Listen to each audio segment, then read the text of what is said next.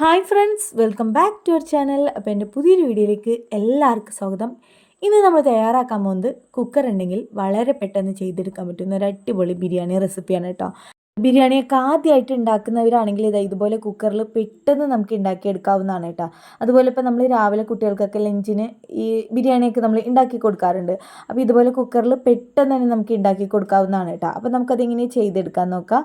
ഞാനിവിടെ എടുത്തിട്ടുള്ളത് 250 കപ്പിന് 1.5 കപ്പ് അളവിന് അരിയാണ് കേട്ടോ എടുത്തിട്ടുള്ളത്. ആ അരിക്ക് പാകമായിട്ടുള്ള ഐറ്റംസാണ് ഞാനിവിടെ എടുക്കുന്നത്.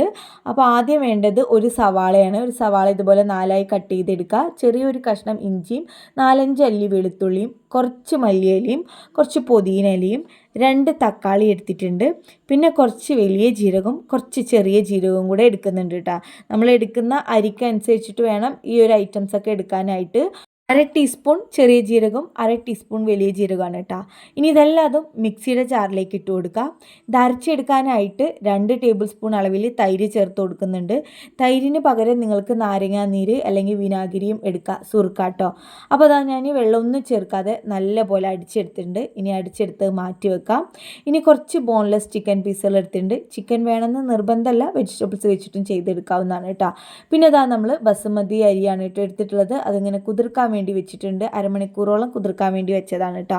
അപ്പോൾ അതാ നമുക്കിനി ഇത് കുക്ക് ചെയ്യാൻ സ്റ്റാർട്ട് ചെയ്യുക. ചൂടായ കുക്കറിലേക്ക് കുറച്ച് ഓയിലൊന്ന് ഒഴിച്ചു കൊടുക്കുക. അതിലേക്ക് കുറച്ച് പട്ടയും ബേ ലീഫും ഇട്ട് കൊടുത്തിട്ടുള്ളത്. ഈ ഒരു ഓയിൽ യൂസ് ആക്കുന്നതിന് പകരം നിങ്ങൾക്ക് വെളിച്ചെണ്ണ കൊണ്ട് വേണമെങ്കിൽ വെളിച്ചെണ്ണ കൊണ്ട് ചെയ്തെടുക്കാവുന്നതാണ്. ഇനി ചൂടായ എണ്ണയിലേക്ക് നമ്മൾ ചെറുതാക്കി കട്ട് ചെയ്തെടുത്ത ഈ ബോൺലെസ് ചിക്കൻ പീസിലെ അതിട്ട് കൊടുത്തിട്ട് നന്നായിട്ട് തന്നെ ഒന്ന് ഫ്രൈ ചെയ്തെടുക്കണം കേട്ടോ. ഇനി ഇതിലേക്ക് എരിവിനാവശ്യമായിട്ടുള്ള മുളക് പൊടി ചേർത്ത് കൊടുക്കുക. ഞാനിവിടെ ഒരു 1.5 ടീസ്പൂൺ അളവിൽ മുളക് പൊടി ചേർക്കുന്നുണ്ട്. നിങ്ങൾ ചെറിയ കുട്ടികൾക്കൊക്കെയാണ് ചെയ്ത് കൊടുക്കുന്നതെന്നുണ്ടെങ്കിൽ മുളക് പൊടിയുടെ അളവൊക്കെ കുറച്ചിട്ട് ചെയ്ത് കൊടുക്കുക കേട്ടോ. അവർക്ക് ഒരുപാട് എരിയാതിരിക്കാൻ വേണ്ടിയിട്ടാണ്. അല്ലെങ്കിൽ നിങ്ങൾക്ക് ഈ ഒരു മുളക് പൊടിക്ക് പകരം കുരുമുളക് പൊടി മാത്രം യൂസ് ആക്കിയിട്ടും ചെയ്യാവുന്നതാണ് കേട്ടോ. ഇത് നന്നായിട്ട് തന്നെ ഒന്ന് ഇളക്കി കൊടുക്കുക. ആ മുളക് പൊടിയുടെ പച്ചമണം മാറി കിട്ടുന്നവരെ നന്നായിട്ട് ഇളക്കി കൊടുക്കണം. ഫ്ലെയിം ഒന്ന് മീഡിയത്തിൽ വെച്ച് കൊടുക്കുക. ഹൈ ഫ്ലെയിം ഇട്ട് കഴിഞ്ഞാൽ ആ മുളക് പൊടിയൊക്കെ കരിഞ്ഞ പോലെ ആവും. അപ്പോൾ ഫ്ലെയിം ഒന്ന് മീഡിയത്തിൽ ഇട്ടിട്ട് വേണം കേട്ടോ നന്നായിട്ടൊന്ന് ഇളക്കി കൊടുക്കാനായിട്ട്.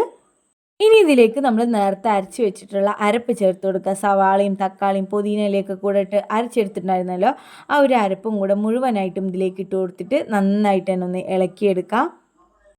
ഇനി ഇതിലേക്ക് ഒരു പീസ് മാഗി ക്യൂബ് ചേർത്ത് കൊടുക്കുക. ചെറിയൊരു കഷ്ണം ഇട്ടാൽ ചേർക്കുന്നുള്ളൂ. അത് വേണമെങ്കിൽ ചേർത്താൽ മതി, ഓപ്ഷണലാണ് കേട്ടോ.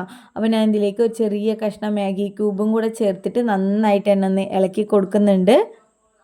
ഇനി കുറച്ച് കട്ട് ചെയ്ത് വെച്ചിട്ടുള്ള ക്യാരറ്റും ക്യാപ്സിക്കും കൂടെ ചേർത്ത് കൊടുക്കുക. ഇനിയിപ്പോൾ നിങ്ങളുടെ കയ്യിൽ ഗ്രീൻ പീസോ കോളിഫ്ലവറൊക്കെ ഉണ്ടെന്നുണ്ടെങ്കിൽ അതും ചേർത്ത് കൊടുക്കാവുന്നതാണ് കേട്ടോ. ഇനി ഇതിലേക്ക് 1 ടീസ്പൂൺ മല്ലിപ്പൊടിയും 1/4 ടീസ്പൂൺ അളവിൽ ഗരം മസാലപ്പൊടിയും കൂടെ ചേർത്ത് കൊടുത്തിട്ട് നന്നായിട്ട് തന്നെ ഒന്ന് ഇളക്കിയെടുക്കണം. ഇനി പാകത്തിനുള്ള ഉപ്പും കൂടെ ചേർത്ത് കൊടുത്തിട്ട് നമ്മൾ കുതിർത്ത് വെച്ചിട്ടുള്ള അരിയും കൂടെ ചേർത്ത് കൊടുക്കാം. ആ കുതിർത്ത് വെച്ച അരിൻ്റെ കൂടെയുള്ള വെള്ളവും കൂടെ ഞാൻ അതിലേക്ക് ആക്കി കൊടുക്കുന്നുണ്ട്. ഞാനിവിടെ എടുത്തിട്ടുള്ളത് ബസുമതി റൈസാണ്. നിങ്ങൾക്ക് ഏത് അരി വെച്ചിട്ടും ഇത് ചെയ്തെടുക്കാവുന്നതാണ് കേട്ടോ. അപ്പോൾ അത് അരി ചേർത്തിട്ട് നന്നായിട്ട് ഇളക്കി കൊടുക്കുന്നുണ്ട്. ഇനി ഇതിലേക്ക് 1 കപ്പ് കൂടെ വെള്ളം ചേർത്ത് കൊടുക്കുക. എന്നിട്ട് നന്നായിട്ട് ഇളക്കി കൊടുക്കുക. ഉപ്പൊക്കെ പാകമാണെന്ന് നോക്കുക. അതിനുശേഷം കുക്കർ അടച്ച് നമുക്ക് വേവിച്ചെടുക്കാം. എനിക്കിവിടെ ഒരു 3 വിസിലാണ് കേട്ടോ വേണ്ടി വന്നുള്ളൂ. ആ വെള്ളമൊക്കെ വറ്റി ബിരിയാണി കറക്റ്റായിട്ട് വരാനായിട്ട്. അപ്പോൾ ഞാൻ വെള്ളവും ചേർത്ത് കൊടുത്തിട്ട് നന്നായിട്ട് ഇളക്കി കൊടുത്ത ശേഷം കുക്കർ അടച്ച് വേവിച്ചെടുക്കുന്നുണ്ട്.